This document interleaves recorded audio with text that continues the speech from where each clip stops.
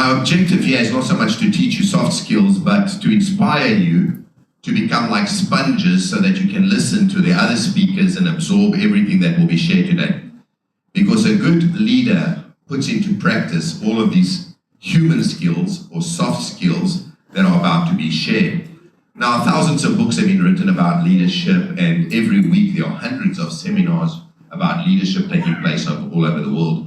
I have personally attended one of the world's biggest leadership seminars for many, many years now. I think for at least 19 years I've gone to the Global Leadership Summit, which is an amazing summit. And I believe that a leader stops leading when a leader stops learning. So a leader needs to invest in themselves, and I'm really sad that so many more of our people didn't come, especially our young people. You know, sometimes I recommend the young people here for coming, because you will learn incredible things and you will keep growing as a leader. I also believe that the world's greatest crisis right now is not nuclear threats or economic meltdowns. I believe the world's greatest threat right now is the crisis of leadership, a crisis of leadership. And I put a crisis of good leadership. I didn't even say a crisis of great leadership, okay? We just need good leaders in the world today.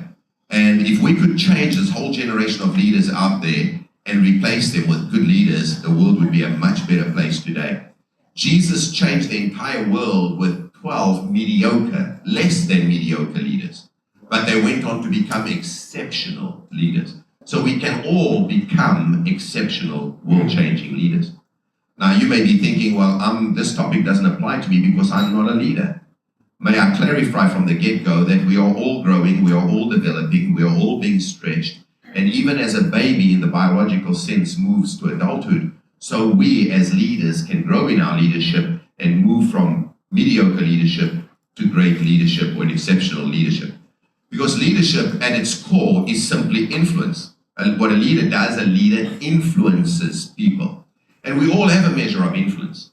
Whether it's in our school, whether it's in our families, whether it's in our church, whether it's in society or the corporate world, we all exercise different measures of influence over other people. And we can all become better. We can all become better because the world becomes better when we become better. So everything you will hear will challenge you today to develop as a leader. You know, one of the people that I respect a lot and that Tulu respects a lot, his name is John Maxwell. He says, everyone wins when a leader wins. And he says, everything rises and falls on leadership. I couldn't agree with him more. I remember that when I started out in leadership, it was in 1984. And when I started out, I was anxious, I was insecure, I was unlearned, untrained, unskilled, and I had a constant fear of letting people down. I've now been in leadership for 40 years, most of those in 2 churches. In this church now, it's coming on 29 years, 27 official years, 29 unofficial since we were first a house group. And I've been leading international and interdenominational church for almost 3 decades. It's far easier to lead people when you pay people. It's really difficult to lead volunteers. And then if you think about Riverside, where a leader's task is to move people from here to there, that's the goal of leadership, is to move people from one position to another. If that being the case, think about how difficult it is to lead an international church, okay? Consider the people that are culturally different in our church.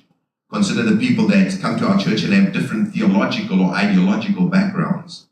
They have different temperaments and personalities.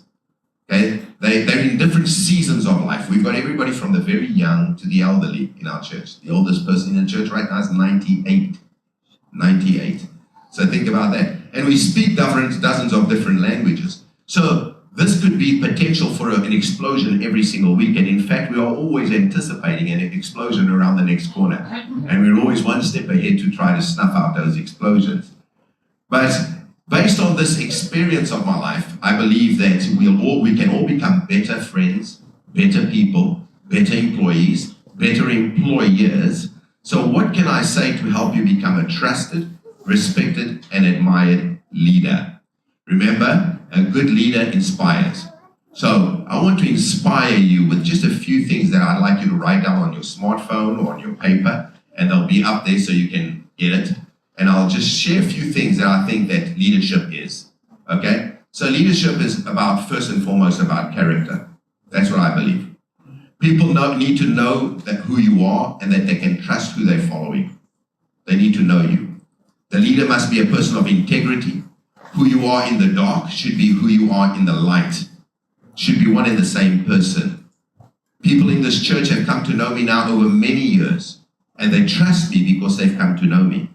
But when I walk the streets of Cascais, when I'm in restaurants, when I'm in public spaces all over the city, people know who I am, many people, and they'll come up to me, hey, the Pastor Eddie from Riverside. So all eyes are upon me, so I've got to be aware that the person I am in this pulpit on the Sunday has to be the same person that I am out there. Otherwise, they will lose trust in me immediately. If they see me doing something or saying something that is contrary to my vocation and the God I represent. Okay, secondly, leadership is about consistency. Consistency. Here's a good one. A leader never gives up. Does life get tough? Yes, believe me, life gets tough. Has my life become tough? Yes. If you could do an x-ray into my soul right now, you'd find a lot of scars. Okay? I'd be riddled with scars. So, but you know, no matter how tough life gets, I show up week after week, month after month, year after year. I show up and I fulfill my obligations. Nobody will hire you. Nobody will trust you. Nobody will invite you onto a sports team. Nobody will do business with you if they can't trust you because you are inconsistent. If you are not dependable, if you keep dropping the ball, if you fail to live up to your commitments, people need to know that you are a person that follows through on what you are committed to. Okay? Then, conflict resolution. Leadership is about conflict resolution. And I would say that conflict is inevitable. All of us, leaders, followers, we all go through conflict. It comes to every one of us and it comes in every season of our lives. And I believe conflict is actually God's way of shaping us, of molding us to become better people. So when you learn to resolve conflicts between yourself and other people, when you learn to resolve conflict between warring parties and you serve as an intermediary, when you learn to resolve your inner conflicts, because we all have them, your inner conflicts in your inner world, then you will not be stuck. Okay? You will become a better person because you become a peacemaker, a negotiator. You've learned how to grow and develop as a leader. So a good leader is one that helps people extinguish conflicts, not ignite them or fuel them. Okay? Then leadership is about convictions. The leader is open to learning.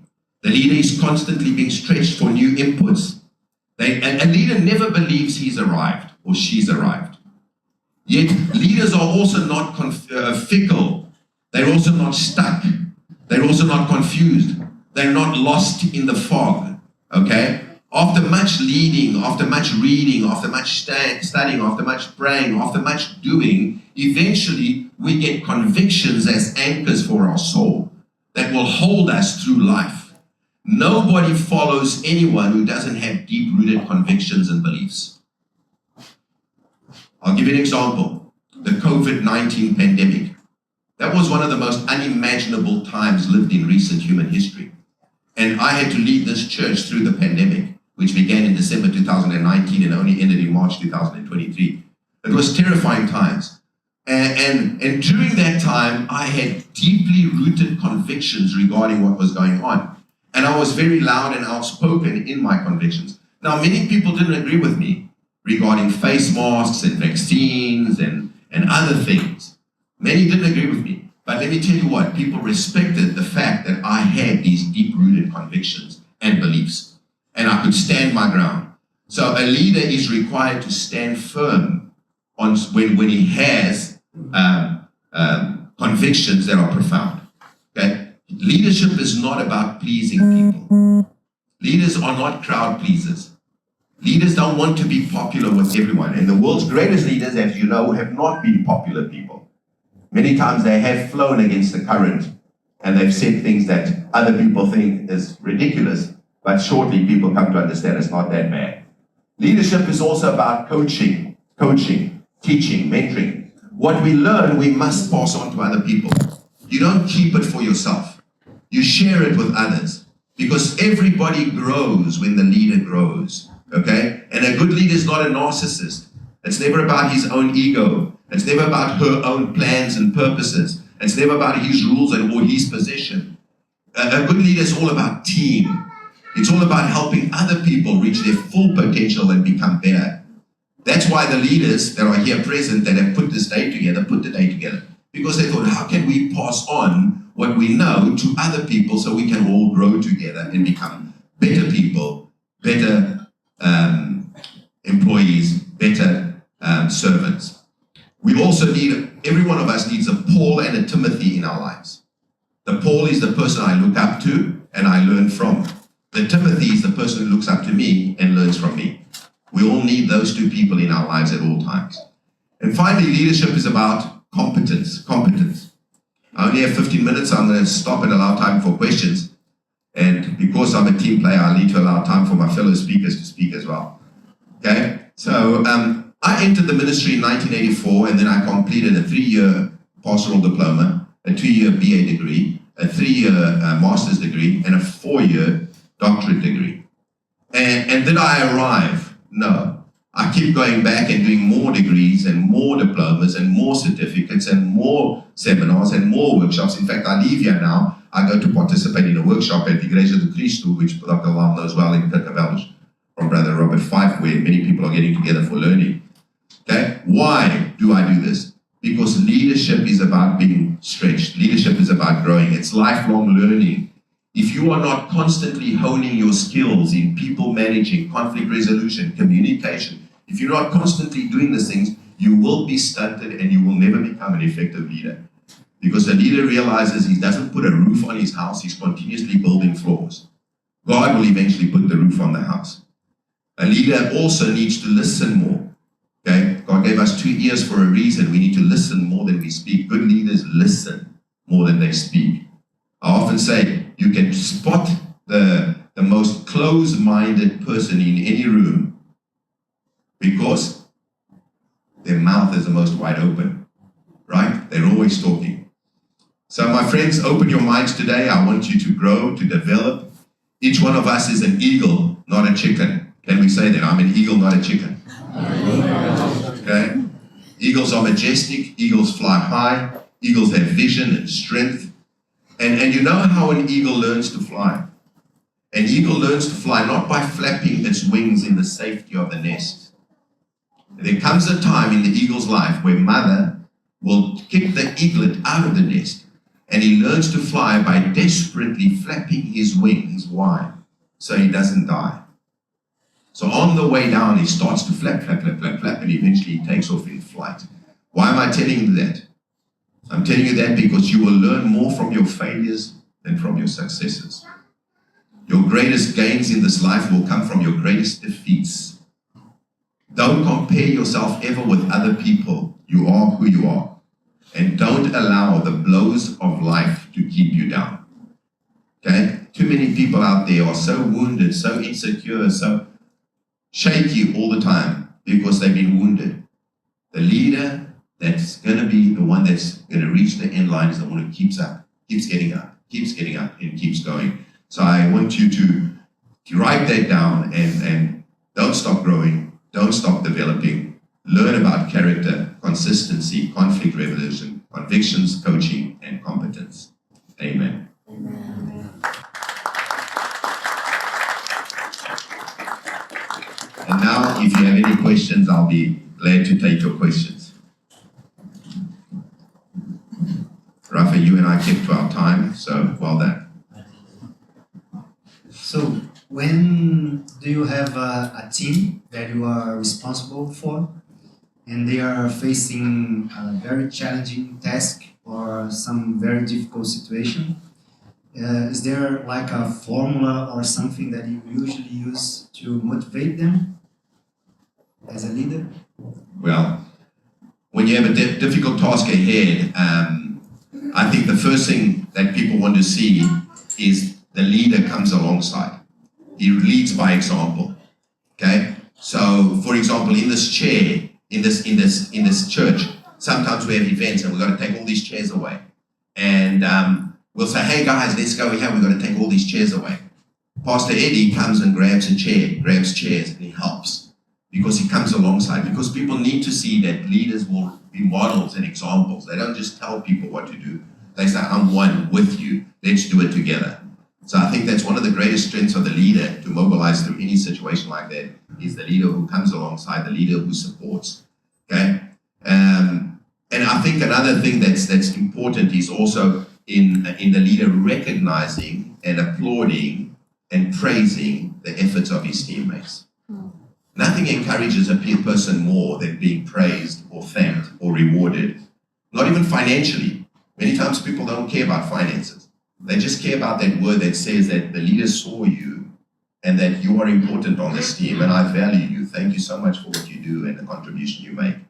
And that's really a powerful ingredient we all need. Is there any other one?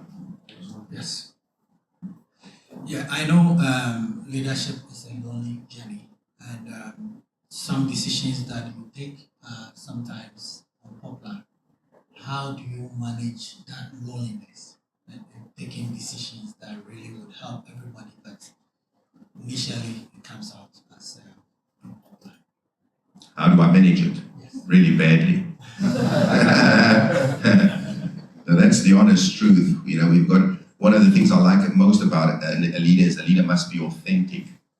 I don't like hypocrisy, and I don't like leaders who make themselves out to be more than they are. So when a leader is a good leader, a leader's raw, a leader's truthful, authentic.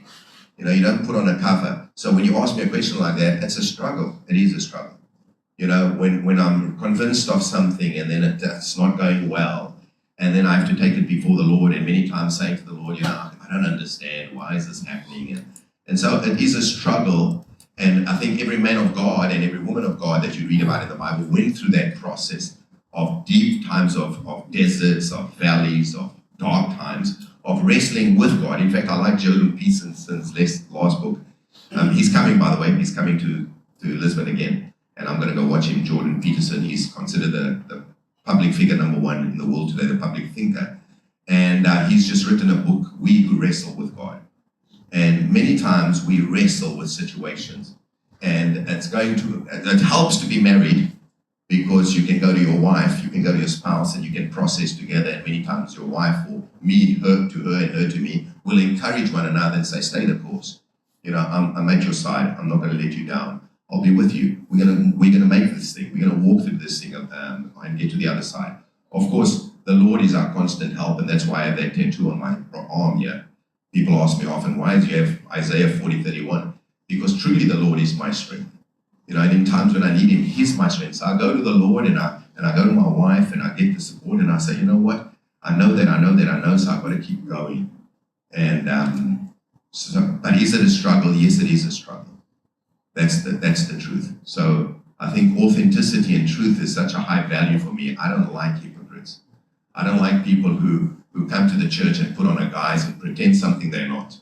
And one week they're on a high, the next week they're on a low, but they're never consistent. They're always dropping the ball. And sometimes they're, woo, Holy Spirit, and dancing around. The next thing, they're all over the place. So you need to be real. And when you're going through a dark patch, just admit it. I'm in a dark patch, man. Things aren't going well. And I'm not perfect. Okay? Last one, I think. One more. No more? That's it. Yeah, unfortunately, we are trying to... Actually, we will listen about time management, so we all need it. Especially us. But now,